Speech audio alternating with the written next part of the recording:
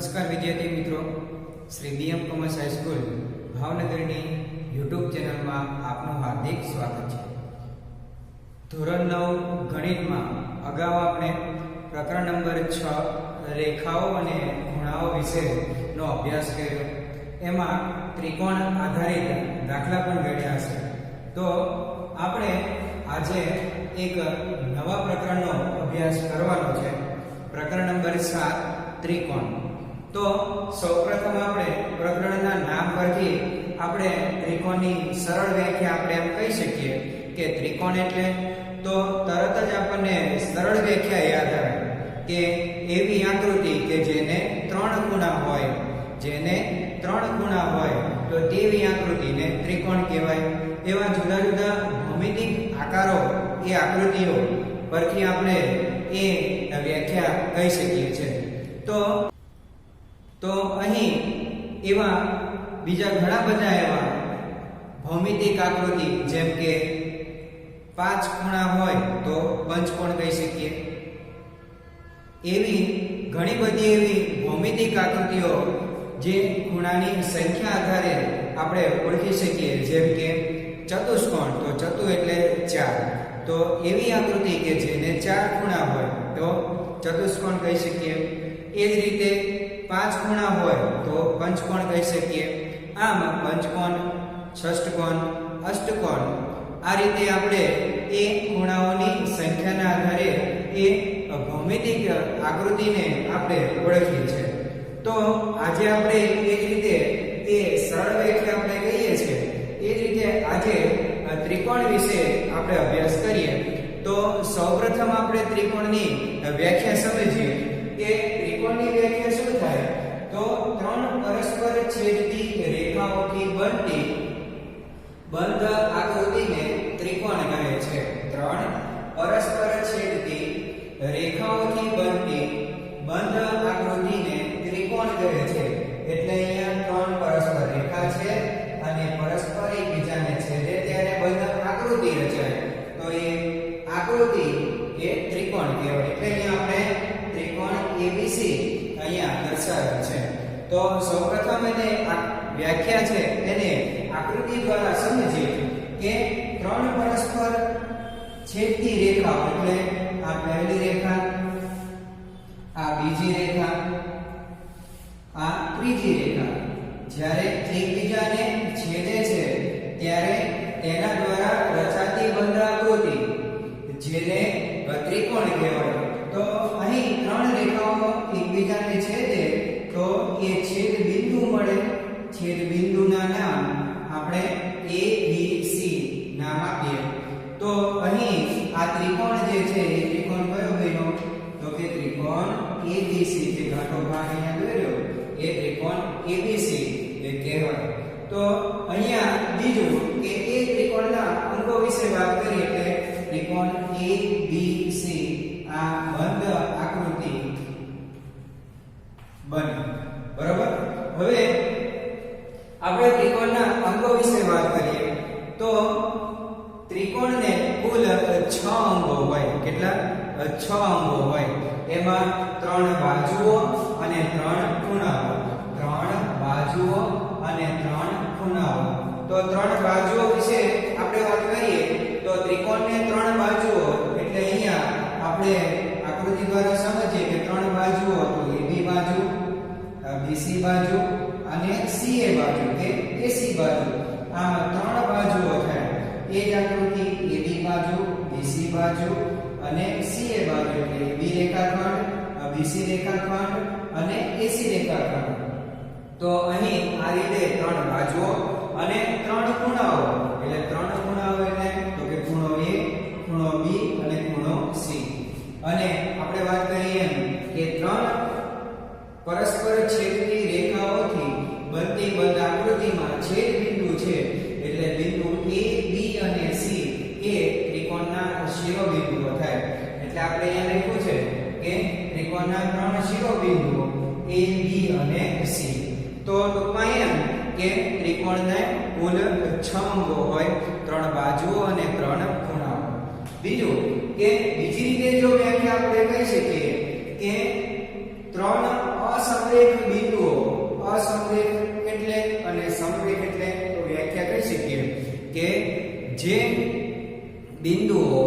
જે બિંદુઓ એક જ રેખા પર આવેલા ન હોય તો તેવા બિંદુઓને અસમરેખ બિંદુઓ કહેવાય, અને એક જ રેખા પર આવેલા હોય તેવા બિંદુઓને સમરેખ બિંદુઓ કહેવાય. તો અહીંયા આપણે આ ત્રણ અસમરેખ બિંદુઓ છે, બિંદુ A, B અને C માં એ બિંદુ છે એ BC રેખાની બહાર આવેલું છે, એટલે એ ત્રણ બિંદુઓની વાત કરીએ તો ત્રણ બિંદુ અસમરેખ છે. તો એ ત્રણ અસમરેખ બિંદુઓથી રચાતા કે નિશ્ચિત થતા રેખાખંડ, તો આ ત્રણ રેખાખંડ AB રેખાખંડ, BC રેખાખંડ અને CA રેખાખંડ ના યોગગણને ત્રિકોણ કહેવાય. આ બીજી વ્યાખ્યા કે ત્રણ અસમરેખ બિંદુઓથી નિશ્ચિત થતા રેખાખંડોના યોગગણને ત્રિકોણ કહેવાય. એટલે અહીંયા ત્રણેય રેખાખંડોનો યોગગણ એટલે ત્રિકોણ થાય. એટલે અહીંયા આપણે જુઓ એ ની વ્યાખ્યા આધારે આપણે એક સાંકેતિક વ્યાખ્યા અહીંયા લખીએ કે ત્રિકોણ ABC એટલે ત્રિકોણ ABC ની સાંકેતિક વ્યાખ્યા શું થાય?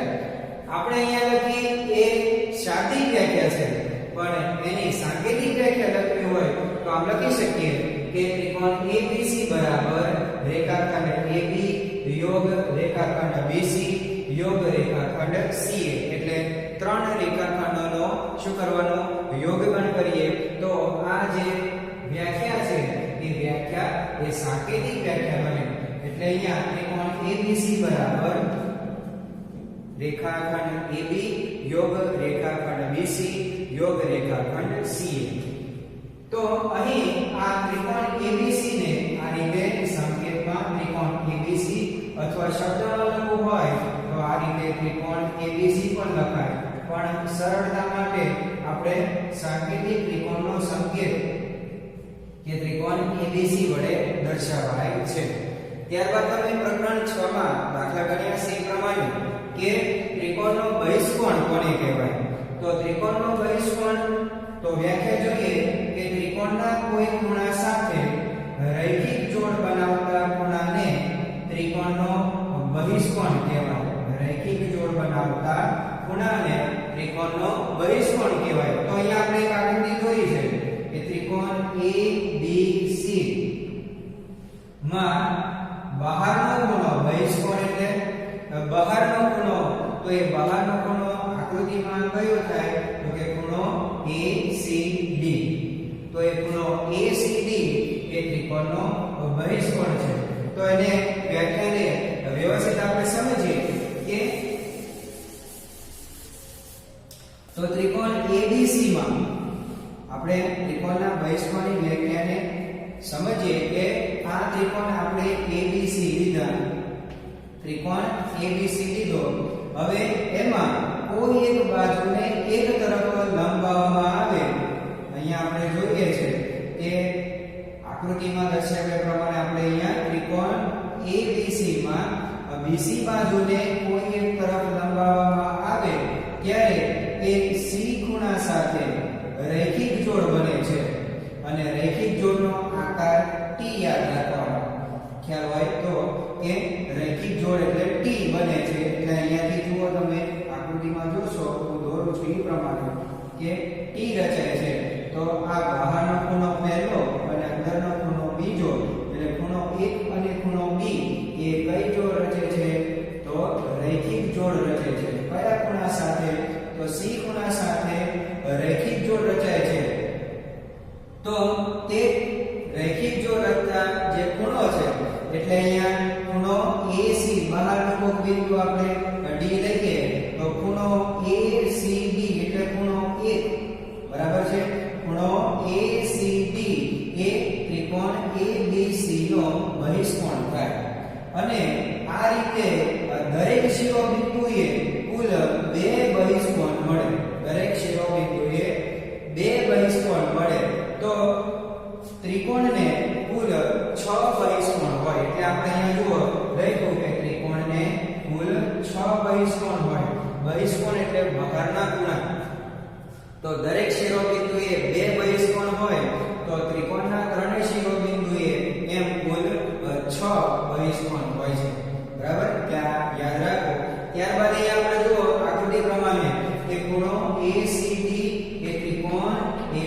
નો બહિષ્કોણ છે, જે આપણે અહીં આકૃતિ દ્વારા સમજ્યા. ત્યારબાદ ત્રિકોણનો અંતઃસમૂહ કોણ એટલે બહિષ્કોણનો અંતઃસમૂહ કોણ, અંતઃ એટલે અંદરના ખૂણા, ખ્યાલ આવ્યો?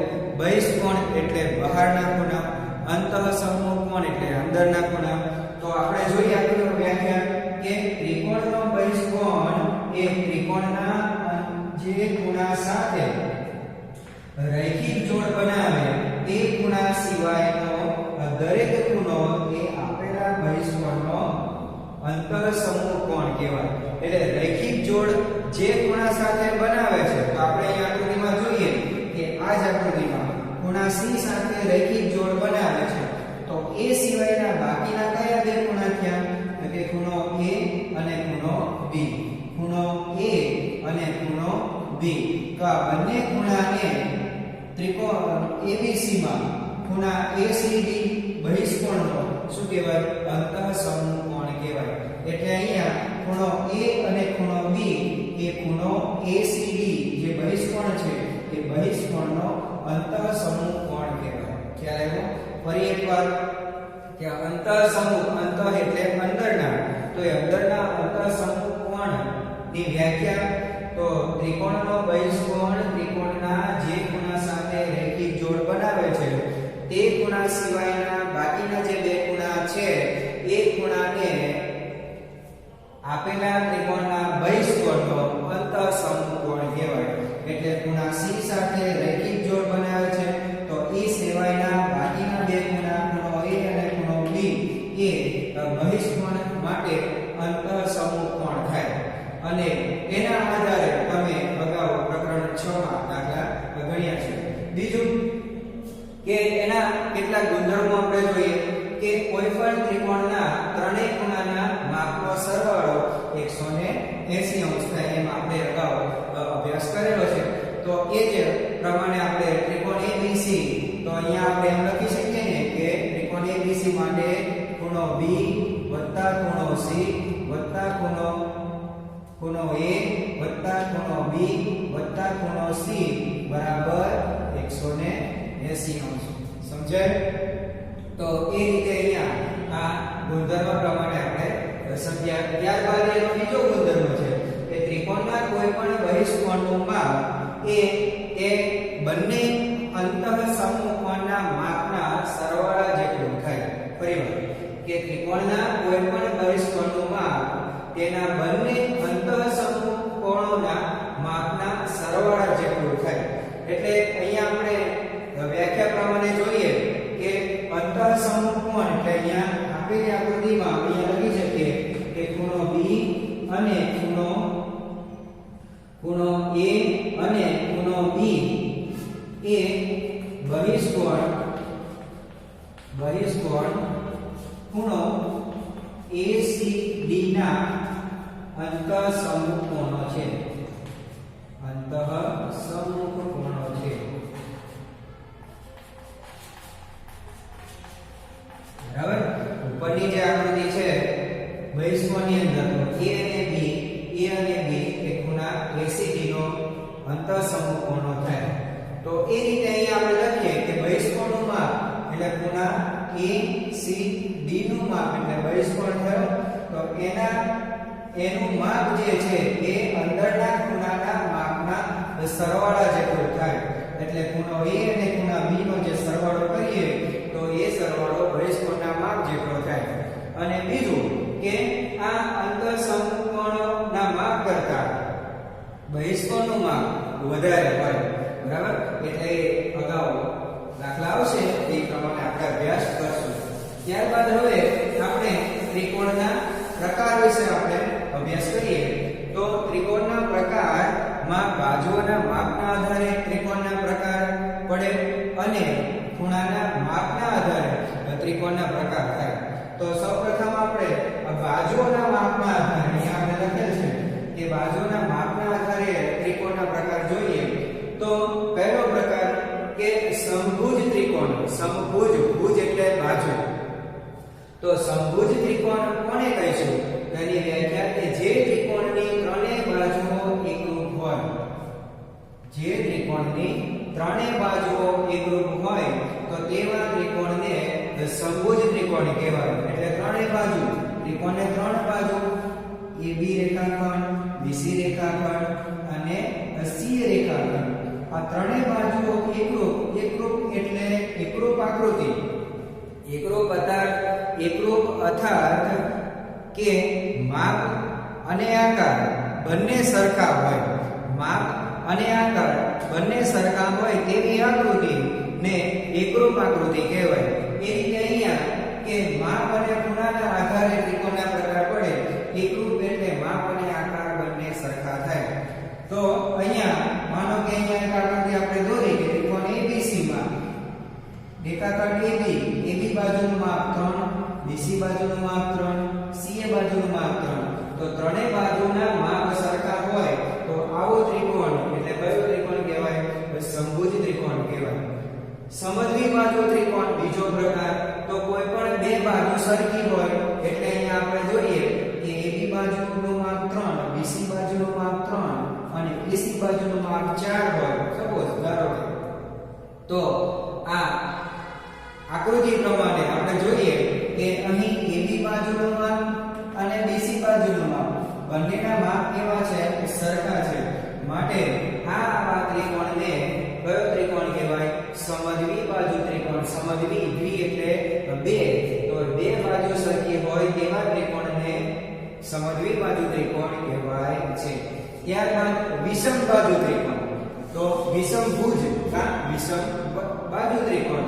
તો વિષમ બાજુ ત્રિકોણમાં માનો કે અહીં આપણે લખી દીધું કે અહીં કે કોઈ પણ બે બાજુ એકરૂપ ન હોય, ત્રિકોણની કોઈ પણ બે બાજુ એકરૂપ ન હોય તો તેવા ત્રિકોણને વિષમભુજ ત્રિકોણ કહેવાય. વિષમભુજ એટલે ત્રણેય બાજુઓ સરખી ન હોય એટલે કોઈ પણ બે બાજુ સમાન ન હોય. અહીંયા આપણે આકૃતિમાં માપ લખ્યા છે કે AB બાજુનું માપ 6 છે, BC બાજુનું માપ 3 છે ધારો કે, અને AC બાજુનું માપ 4 છે. તો આ પૈકી આ ત્રણ બાજુઓ પૈકી AB અને BC નું માપ સમાન નથી, AC અને BC નું માપ સરખું નથી, અને એ રીતે આ ત્રણ બાજુઓ પૈકી કોઈ પણ બે બાજુ સમાન ન હોય, એકરૂપ ન હોય, સરખી ન હોય તો તેવા ત્રિકોણને વિષમ બાજુ અથવા વિષમભુજ ત્રિકોણ તરીકે પણ ઓળખવામાં આવે છે. તો આ થયા ત્રિકોણની બાજુઓના માપના આધારે ત્રિકોણના પ્રકાર. બરાબર. હવે આપણે ત્રિકોણના ખૂણા આપણે આગળ જોઈ ગયા કે ત્રિકોણના અંગોમાં ત્રણ ખૂણા છે, ખૂણો A, ખૂણો B અને ખૂણો C. તો એ ખૂણાઓના માપના આધારે ત્રિકોણના પ્રકાર પડે. તો એમાં પહેલો પ્રકાર કે લઘુકોણ ત્રિકોણ કોને કહીશું? તો જે ત્રિકોણના બધા ખૂણા લઘુકોણ હોય, જે ત્રિકોણના બધા ખૂણા લઘુકોણ હોય તો તેવા ત્રિકોણને લઘુકોણ ત્રિકોણ કહેવાય. અગાઉના ધોરણમાં આપણે લઘુકોણ, ગુરુકોણ, કાટકોણ વિશે અભ્યાસ કરી ગયા કે લઘુકોણ એટલે તો કે જે ખૂણાનું માપ 90 કરતા ઓછું હોય તો તેવા ખૂણાને લઘુકોણ કહેવાય. ગુરુકોણ તો કે જે ખૂણાનું માપ 90 કરતા વધુ હોય તો તેવા ખૂણાને ગુરુકોણ કહેવાય.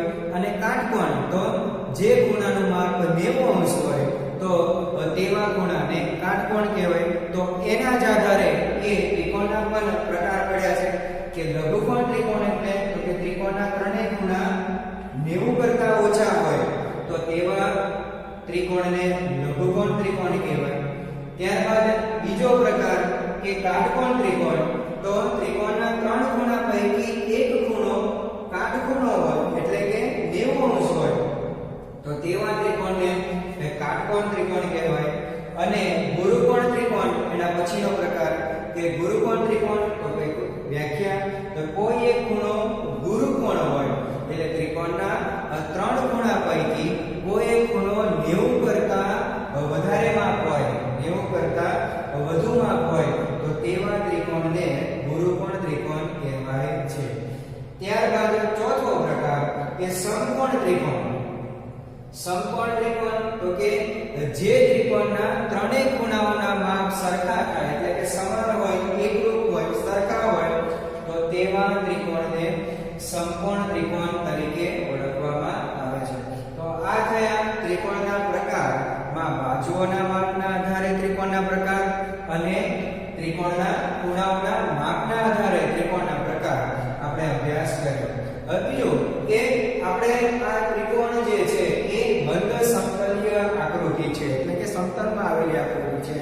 તો એ બંધ સમતલમાં આવેલી આકૃતિ, તો એ ત્રિકોણ એ જ્યારે સમતલમાં હોય, સમતલમાં છે, ત્યારે સમતલનું ત્રિકોણ વડે 3 ભાગમાં વિભાજન થાય. સમતલમાં ત્રિકોણ વડે એટલે કે સમતલનું ત્રિકોણ વડે 3 ભાગમાં વિભાજન થાય. એક ત્રિકોણ પોતે, ત્રિકોણનો અંદરનો ભાગ અને ત્રિકોણનો બહારનો ભાગ. એટલે અહીંયા આપણે આકૃતિ દોરી છે, તો એને વ્યવસ્થિત સમજીએ કે આ જે ઘાટો ભાગ જે હું કરું છું એ ત્રિકોણનો અંદરનો ભાગ છે. એટલે અહીંયા આપણે લખીએ ત્રિકોણનો અંદરનો ભાગ.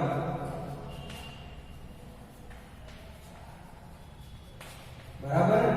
ક્યારે એટલે સમજીએ આકૃતિ દ્વારા કે આ સમતલ કોઈક આપણે લઈએ છે, આ બોર્ડનો મર્યાદિત ભાગ આમ પણ આપણે કહી શકીએ, અને આ સમતલને નામ આપ્યું x, અને એની અંદર આ ત્રિકોણ છે, એટલે ત્રિકોણ સમતલમાં છે.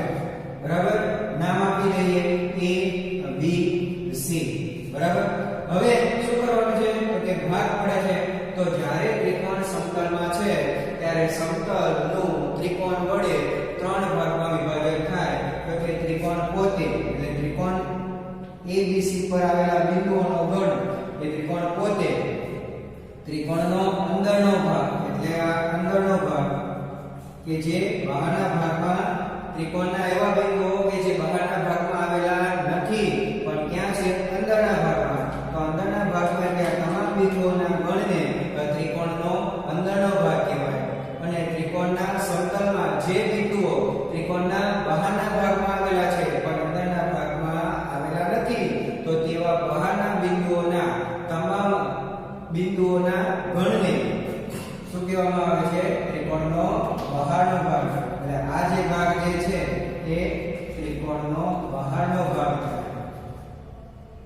ત્રિકોણનો બહારનો ભાગ એટલે સમતલ x છે, એ સમતલ x માં દરેક જગ્યાએ જે બિંદુઓ છે એ બિંદુઓ એ જ્યારે ત્રિકોણના સમતલનું ત્રિકોણ વડે વિભાજન થાય ત્યારે એ 3 ભાગમાં વિભાજન થાય. એટલે ત્રિકોણ પરના બિંદુઓ એટલે ત્રિકોણ ABC, ત્રિકોણના અંદરના ભાગમાં આવેલા બિંદુઓ ને ત્રિકોણનો અંદરનો ભાગ કહેવાય, અને ત્રિકોણના બહારના ભાગમાં આવેલા બિંદુઓ જે સમતલમાં છે તો એ ત્રિકોણનો બહારનો ભાગ કહેવાય. તો આ રીતે આજે આપણે આ ત્રિકોણ વિશેનો અભ્યાસ કર્યો, જેમાં ત્રિકોણના અંગો, ત્રિકોણના પ્રકાર, ત્રિકોણના બહિષ્કોણ, અંતઃસમૂહ કોણ અને ત્રિકોણના સમતલનું ત્રિકોણ વડે જે વિભાજન થાય છે 3 ભાગમાં તે ત્રિકોણ, ત્રિકોણનો અંદરનો ભાગ અને ત્રિકોણનો બહારનો ભાગ, એના વિશે આપણે અભ્યાસ કર્યો. તો આપ પણ નોટબુકમાં આ જે વ્યાખ્યા છે તો એ વ્યાખ્યાઓની નોંધ કરશો. તો આજે આપણે ત્રિકોણના ખૂણાઓ, અંતઃબહિષ્કોણ અને અંતઃસમૂહ કોણ, ત્રિકોણના પ્રકાર વિશેનો આપણે અભ્યાસ કર્યો.